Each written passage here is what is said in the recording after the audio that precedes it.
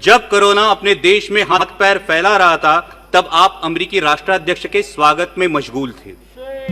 जब देश की सेहत संभालने के प्रयास जरूरी थे, तब आप राज्यों की सरकारें गिराने के प्रयास में लगे हुए थे और इसका खामियाजा आज देश के हर आदमी को भुगतना पड़ रहा है। अगर दूरदृष्टि दिखाते हुए आपने उसी वक्त हर इंटरनेशनल ट्रैवलर का आरटीपीसीआर टेस्ट कराया होता तो आज यह नौबत नहीं आती। और फिर आपने सरप्राइज इवेंट की तरह लॉकडाउन देश पर थोप दिया। लॉकडाउन लगाते वक्त यह नहीं सोचा कि इसे फेज्ड आउट मैनर में भी लॉकडाउन किया जा सकता है। यह नहीं सोचा कि मार्च के महीने में कोरोना का स्प्रेड सिर्फ शहरी इलाकों में था, ग्रामीण इलाकों में नहीं। और नहीं आपने लोगों को तैयारी करने का अवसर दिया, थोप दिया देशव्यापी लॉकडाउन। परिणाम स्वरूप किसानों के हाथ से फसल चली गई, कईयों की रोजी रोटी चली गई, माइग्रेंट लेबर्स को सैकड़ों किलोमीटर पैदल चलना पड़ा।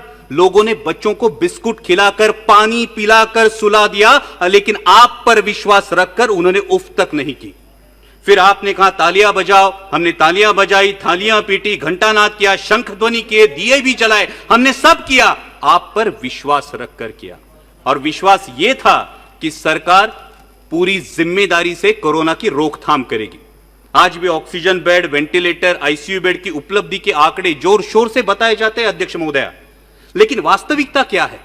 आज देश के आम आदमी को हॉस्पिटल में बेड पाने के लिए, ऑक्सीजन बेड, वेंटिलेटर उपलब्ध कराने के लिए दर दर की ठोकरें खानी पड़ती है। कई अभागी देशवासी ऐसे हैं कि जिन्हें रास्ते पर दम तोड़ना पड़ा है। क्या देश ने आप पर विश्वास जताया था, उसका यही फल आपने देश को दिया है? आज 9 महीने बाद भी सर्वशक्तिशाली सरकार देशवासियों के दिलों से इस दहशत को उखाड़ फेंक नहीं पाई, जिनकी उनके दिल में इनसिक्योरिटी है, अपनी जान को लेकर, अपनी सेहत को लेकर, अपने काम को लेकर, अपने भविष्य को लेकर। तो क्या यह हमारी विफलता नहीं है? आज कोरोना की मृत्यु संख्या में देश विश्व में दूसरे पायदान पर है अध्यक्ष महोदया, और फास्टेस्ट ग्रोइंग केस लोड में हमने अमेरिका और ब्राजील को पीछे छोड़ के पहला पायदान प्राप्त कर लिया। क्या यह भूषणावह है हमारे लिए? मैं सदन के माध्यम से अध्यक्ष महोदया स्वास्थ्य मंत्री जी से पूछना चाहता हूं कि क्या देश कम्युनिटी ट्रांसमिशन की फेज में है या नहीं? अगर इस सवाल का जवाब हां है तो सरकार की सब पॉलिसीज फेल हो चुकी है, इसका यह सबूत है। और अगर इस सवाल का जवाब ना है तो फिर प्रतिदिन 1 लाख के करीब केसेस कैसे पाए जाते हैं? अध्यक्ष महोदया, हमें यह सोचना चाहिए कि क्या हमें पॉलिसीज में बदलाव की आवश्यकता है।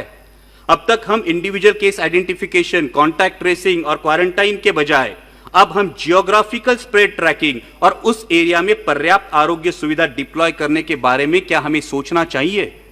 आज कोरोना से जो युवा उभरे हैं वो प्लाज्मा डोनेट करने के लिए रेडी है, लेकिन मैं स्वास्थ्य मंत्री जी से अनुरोध करूंगा कि आईसीएमआर का अब तक प्लाज्मा डोनेशन के लिए, प्लाज्मा थेरेपी के लिए क्लियर डायरेक्टिव्स नहीं है।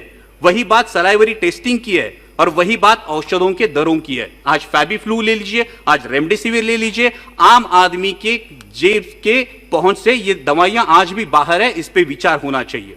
दुर्भाग्य की बात तो यह है अध्यक्ष महोदया कि जिन पर हमने कोविड वॉरियर्स करके फूल बरसाए, उनमें से कितने मेडिकल प्रोफेशनल्स की कोरोना से मृत्यु हुई, इसकी भी जानकारी हमारे पास नहीं है। यह दुर्भाग्य की बात है। जब मैं ज्योग्राफिकल डिस्ट्रीब्यूशन की बात कर रहा हूं अध्यक्ष महोदया, तो मैं मेरे साथी सांसद फैजल जी का अभिनंदन करूंगा कि लक्षद्वीप में आज तक एक भी कोविड का केस पाया नहीं गया, इसलिए मैं अभिनंदन करूंगा। लेकिन उसी के साथ जब हम ज्योग्राफिकल डिस्ट्रीब्यूशन की बात करते हैं तो कोविड से सबसे बाधित राज्य मेरा राज्य है महाराष्ट्र।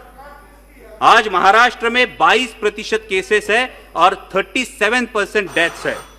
अध्यक्ष महोदय, मैंने अभी शुरू किया है, अभी मैं करेक्टिव मेजर्स पे आ रहा हूं अध्यक्ष महोदय, 2 मिनट दीजिए, सिर्फ 5 मिनट, सिर्फ 2 मिनट दीजिए।